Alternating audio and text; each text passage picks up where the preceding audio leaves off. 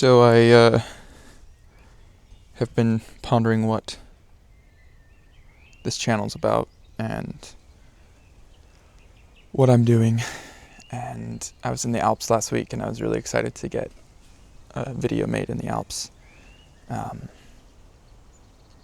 But this residual writer's block kept coming through, and that led me through this cycle that I realized has been hindering me in a lot of areas, and probably pretty common for many, many people. Let me see if I can bring it through. I was thinking about it very clearly on my walk just now. So I have this aspect of a vision and a feeling and an intention and a desire. So, for example, with creating a channel, I have this vision of creating impact that benefits my life and others and helps share a message and does what any creator is intending to do, which is make value for themselves and others, and tell a story and be creative, and it's fun. And then I have just kind of like a general idea of what it is I'm supposed to create. Maybe it feels like this vague cloud in the distance, and it's kind of like a tip of the tongue feeling, like I know what I'm supposed to be creating, or I see what others are doing, and I know I could do it in my own way, or better, or whatever. So I'm feeling this feeling of inspiration, guidance, being, magnetically pulled towards creation. And then there's this opposing force of embarrassment, confusion, lack of clarity, laziness, self-doubt, self-deprecation, if that's even a word. But I know whatever that word is, I know where you're just like, don't believe in yourself, or you're ashamed of what your skill is, or, So anyways, there's this aspect of resistance. So there's this pull, and then there's this resistance. And somewhere in that, you are also supposed to live your life and deal with life, suffering, bills, stress, enjoying it, errands, logistics, and, prior commitments. So then you're in this loop where you've got to live your life. You have this pull and this magnetic vision that you're pulling yourself towards. And then you have this resistance and this self-deprecation, this self-doubt. And then you get stuck in this mix, and then that's where procrastination exists. And that's where lag, latency, confusion, and giving up, or delaying your gifts. So I was experiencing that over the last week, right? I'm in the Alps. It's beautiful, beautiful Airbnb, beautiful scenery, the view, perfect.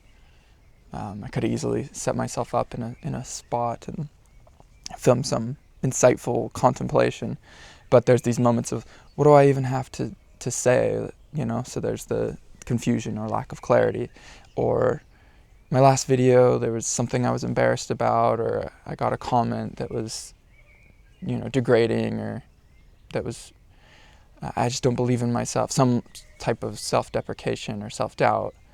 And then the laziness. And so these resistance components, and then, but at the same time, I'm starting to gain more clarity on what I'm supposed to bring to life. I have some understanding, and maybe I'm developing skills with video editing or gear,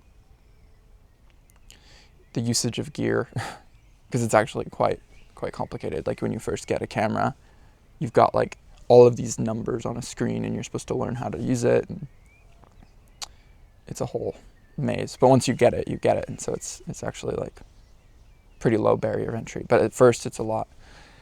So then you have all of this friction, and then you just put it off. And so it was on my to-do list on Monday in the Alps, and then it was moved to my to-do list on Tuesday, and then maybe I was in a moment of self-doubt, and so I didn't even put it on my to-do list the next day, and all of a sudden I'm like, oh, I'll just do it at the last minute, and then I, filmed some B-roll, thinking I was going to film, and then I would just burn out because I was just working all day. Again, in the middle, you've got life to live, dealing with the friction of logistics, the friction of mental, physical tension, the resistance in life. You have to live it and enjoy it as well, and do it and be it and produce. And so the vision, the resistance, and the life, I got caught in that whirlwind, and I think that's what writer's block is. So you'll find a lot of times the insights and the contemplations that I produce and generate and ponder are sort of stemmed from this raw understanding that it's very messy, and it's very subtle. And so a lot of times when I think about the things I'm pondering, and I ponder them, and I imagine myself sharing them like I am now, I start to feel like, well, no one's going to want to hear this. I can barely understand it myself. I don't even know if this is actually helpful. So why am I doing this? And why am I sharing this? Does this make any sense? So then there's all that. And then I realized, well, I've got this feeling that keeps coming up, which is the vision. And yeah, I have the resistance, and there's truth in the resistance, right? I have a video I posted, I'm just like, I need to archive that video. And I have a video that I posted where I'm like, that turned out better than I thought. So I've got these moments where something I didn't fully appreciate ended up being something I genuinely appreciate. And then there's things that I appreciated that I turn out to genuinely be embarrassed by. But in the grand scheme of things, both of those taught me something. And so in the process of creation, you have moments that you regret and moments that end up better than you imagined. And so the truth that lies in that is to continually create, and to create from a place of authenticity. And the retrospect will teach you things. You will learn what you did right and what surprised you, and you'll learn what you did wrong and what embarrassed you. And in that process, the filtration will solve everything that you're worried about. So any of this I shouldn't have said that, or why did I say that, or why did I do that, or I don't have anything to say. It's well, just say it, just do it, just make the mistakes, and then fix it as you go. And you can always archive a video, and it doesn't really matter what people think, and oftentimes you'll be surprised and grateful that you documented that. So it's cliche, and it's been said before in different ways, but that's another piece.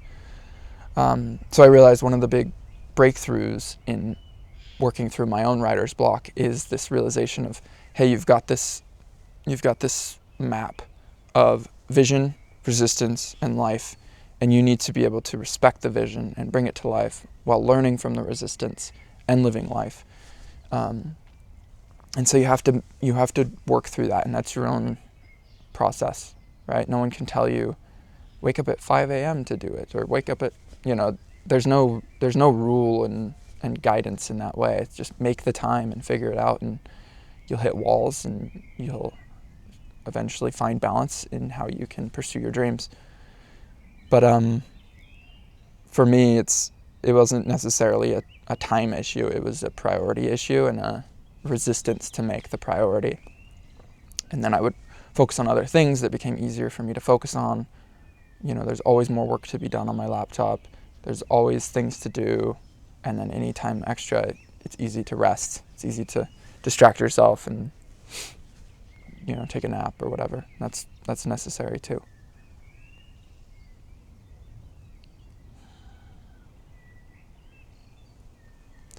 But what's important is the authenticity. Even though I know much of me thinks that what I'm saying doesn't make much sense to others, because it honestly doesn't even fully make sense to myself sometimes. If I remain authentic, that eventually works itself out, because I'm learning about myself and I'm expressing something that's real. And if I'm acting or reading a script, what's the point of that? Maybe it will be more polished and enjoyable for someone because they just want the takeaway notes, and they want to get the advice, and they want me to act like I know everything and have my stuff together, and I figured out all of these things, I made all of this money, I did this, now I'm going to tell you how to do it. That's the easy, ideal way to become a creator, right? That's what you see online a lot, but it's just not the reality, and it's just not interesting to me. Because when you meet these people that are successful and whatnot, you realize a lot of it's not really that real, and everyone's struggling in some way or another. A lot of times when you meet people that are wealthy, they're not as wealthy as you think. And even wealthy people have lives that you wouldn't want, right? So why would you take show note advice from people when you can learn about yourself and take the real path? I guess that's my point. So like, I could watch a video that's inspirational and just has those quick, refined teachings, but is that really helping me ultimately? Like, how many self-help inspirational videos have I seen that I haven't executed upon, right? What really helps is self-awareness, which is very vague and very unique to one's own self.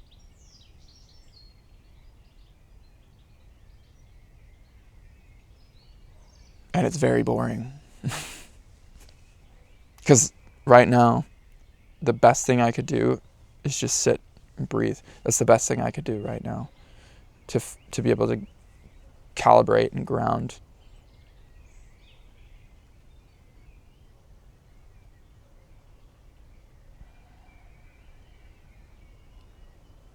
Finding stillness in myself allows me to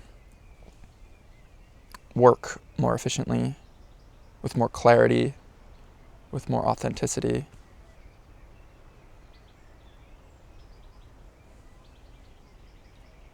And when you're still and calm and in tune with yourself and in tune with your surroundings, you notice little things.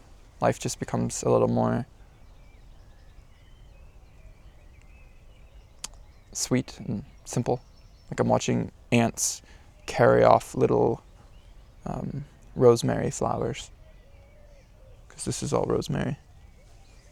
And on a walk today with my daughter, I found birds' nests in the hills and the rocks, and a porcupine quill just in the middle of the trail.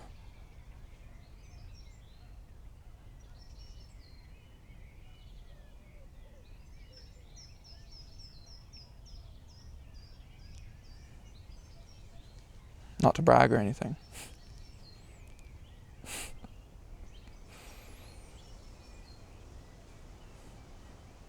It's funny when you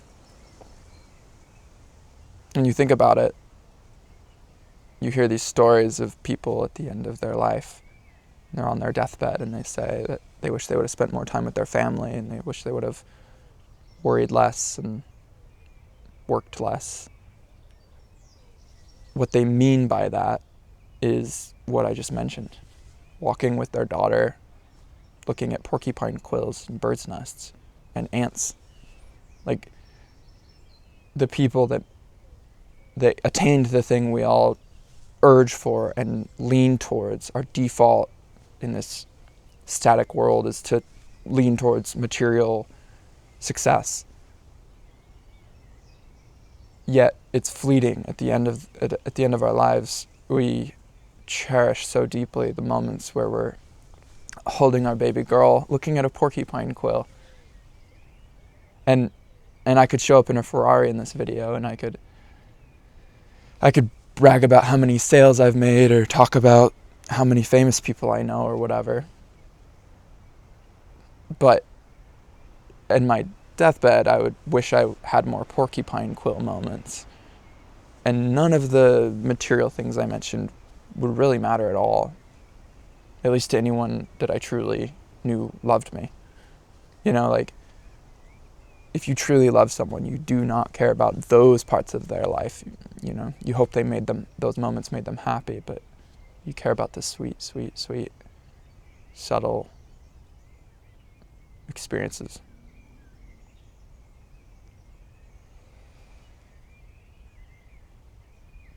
And we have to remember continually this lesson, because I forget it. As soon as I walk away from this camera and go back to life, I see my laptop and I want to open it up and I want to figure out how to get that client to do this and make that better and optimize. My daughter's right there. I can go back outside and play with her, but the laptop. But you need both, right? You have the whole map of life. You have to produce and survive and thrive. And it's fun to have things, right? Like, if I didn't make any money, I couldn't be traveling. And I like to travel. Right now I'm in Tuscany, which sounds very hoity-toity. I'm in Tuscany, but it's beautiful. And I like to think of the history here. Like, this was Roman territory for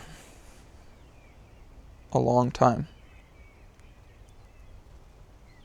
Before that, Celtic tribes, I think. And then the Romans conquered and integrated. And then it became a settlement outside of Rome. And just a few hills over, Leonardo da Vinci was born and was journaling in nature, drawing plants and the evolution of plants in nature. Just walking around hills just like this. And I couldn't see this if I didn't make money. So I appreciate the laptop on the table with the client and the thing, right? But at the same time, you got to find a balance in all of it.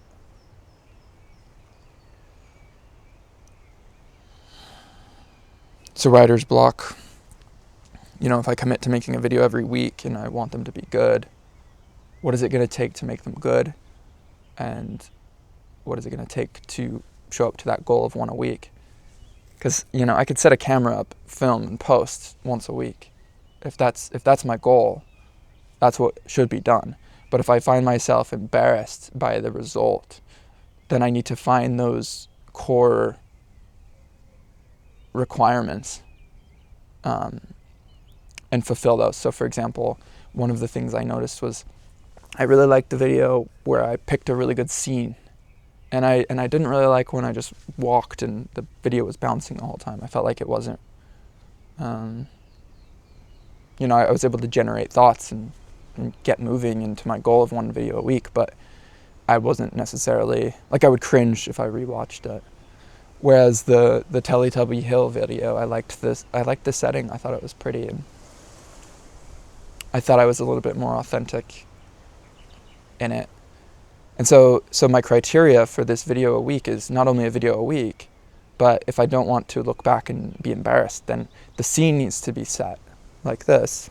The scene needs to be respectable and something that I enjoy to look back on and hope that others enjoy it. And the insights and contemplations need to be authentic. And another piece I realized is on the note of, I don't know exactly what I'm going to say, or worrying that people are going to think that I think I know it all or something. I had this, I guess it's imposter syndrome. And I thought about that just now on my walk, and I was like, well, just tell them that you don't think you know it all. If people want to claim, you were wrong about this, or why did you say this, and this is what you actually did, or whatever. People come in and prove that I was wrong about something. It's cool. I openly state now that I am constantly evolving, and anything that I'm saying is a teaching that I'm learning just for me and hoping it's helping others. So I'm learning as well, and clearly it's messy. Like I'm just figuring it out and following my heart, and that instinct to not be refined, and to refine through that process of just generating content as authentically as possible. Because consistency, authenticity will eventually refine itself, rather than making the first video be perfect or whatever. And rather than having this perfect script, I would rather speak in raw form.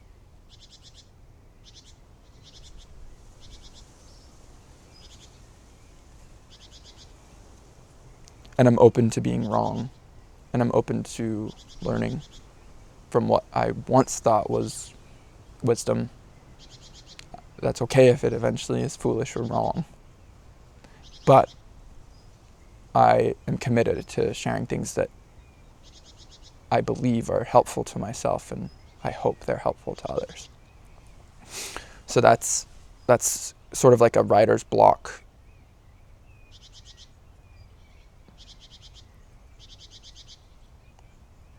Unblocker. I'm just going to sit and do some breaths, and if you want to join me, that would be nice.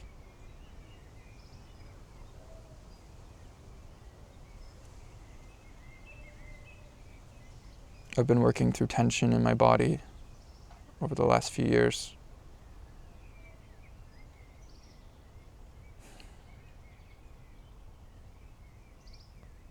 And I find when I bring awareness to the areas of tension and just sit and realize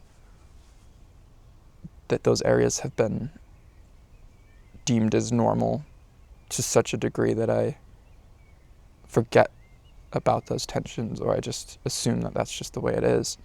If I sit with it long enough, I realize that it's not me, it's something I've been carrying. Some position, some clench, some tension, some trauma, some weight, some imbalance. And oftentimes you'll find that breath is a really good serum to understand where the balances and imbalances lie. And breath is also a very good antidote to unclenching. A lot of pain is due to lack of oxygen in the area.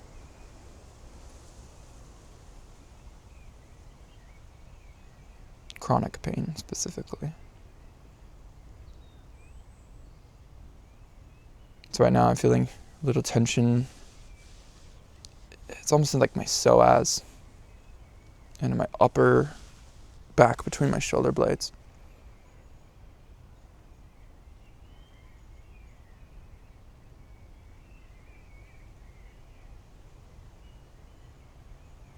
And just sit with it. You don't have to like crank or adjust much. You can just focus on the breath and find your areas. Your areas might be entirely different than me. And just focus on the breath. It's almost like if you send it to a certain area mindfully, you can almost feel like the tickle of the breath moving into that area of tension, or just an area. Maybe you don't have much tension, just send it to an area that you're curious about. You can like send the breath and cause like a subtle sensation or a tickle.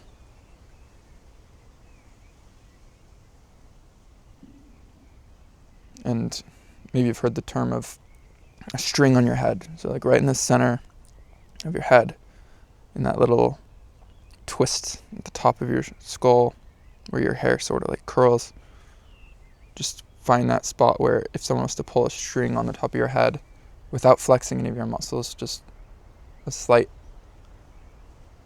oomph, like a slight lift to your head, you'll see that your spine can sort of rise a bit.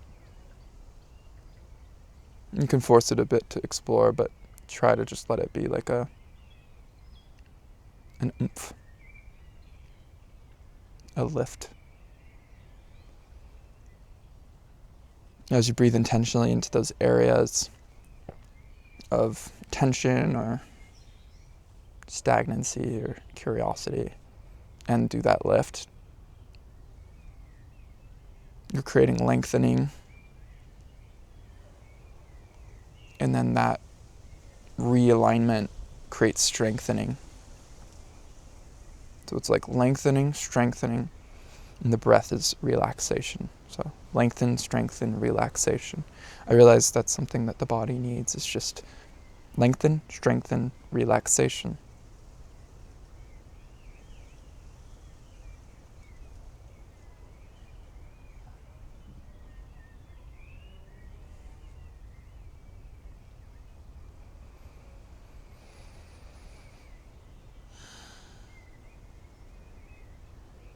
Sometimes you'll feel clarity on what you need more or less of. You guys should have less espresso, more water. Generally, unanimously, less stress. More consistent workouts. More vigorous, potent movement. I should call my grandma. Whatever it is, something should come through. I should sit in nature more.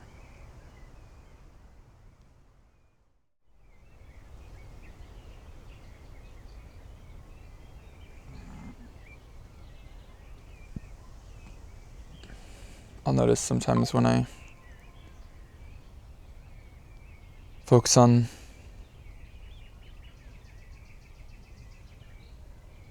the relaxation of the breath and the lengthening of the spine, I picture the string on the top of my head just slightly leaning me, lifting me, urging me upwards without forcing it, without some muscular intervention, just a slight lift.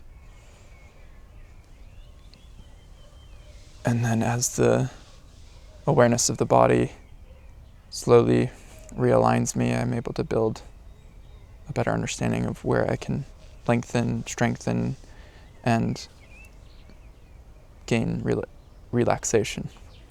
So I think of the three: lengthen, strengthen, relaxation. And generally, a lot of the physical tension has been solved by doing practices that give me more of the lengthening, strengthening, and relaxationing. In the middle of this, I just finished the video and I noticed that the camera was off when I looked up, and I was just assumed it was still filming, so I finished the video and went to turn it off, and I realized it cut halfway through the meditation. Back to that process of learning gear. What I did wrong was I emptied the memory card last night, and I forgot to empty the trash while it was connected. You need to empty the trash on your computer. Otherwise, the card, even though you deleted everything off of it, it doesn't open that space up. And so it thought there was no more space left on the card. And that's to allow your trash to be able to restore the card if you ever wanted to. So you have to clear the trash.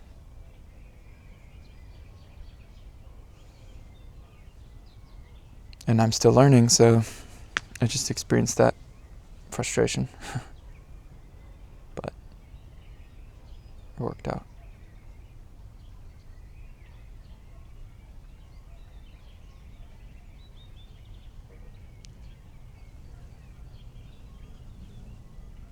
It's filming now.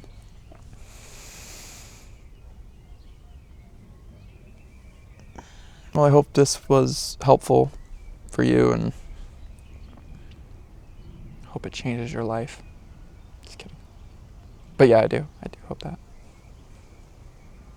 But at the least, I hope that it creates a stamp in my own journey, and it's a step forward for my own life path.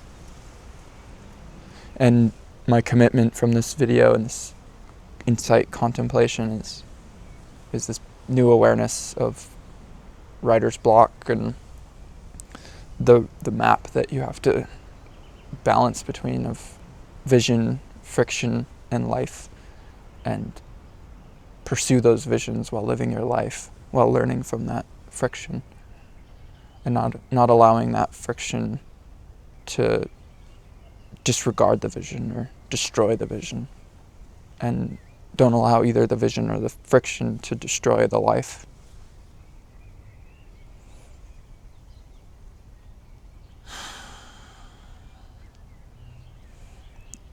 Hopefully this makes sense to someone. Thank you for listening, and I'm always here if you need anything. Thanks.